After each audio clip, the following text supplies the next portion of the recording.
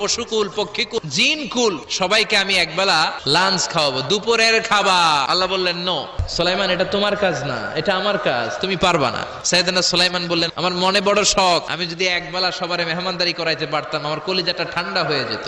আল্লাহ বললেন ওকে, ট্রাই করে দেখো পারো কিনা। সাইয়েদনা সুলাইমান আলাইহিস সালামের অনুসারী ছিল জিনেরা। জিনের বাদশারে বলল, জিনের বাদশা যাও সাগরের পাড়ে 40 কিলোমিটার জায়গার মধ্যে খাবারের আয়োজন করো। জিনের বাদশা বিশাল বিশাল ডেগ পাতিল নিয়ে সমস্ত জিনদেরকে নিয়ে রান্না বান্নার কাজ শুরু করলো। 40 কিলোমিটার ব্যাপী জায়গা নিয়ে খাবার তৈরি করা হচ্ছে।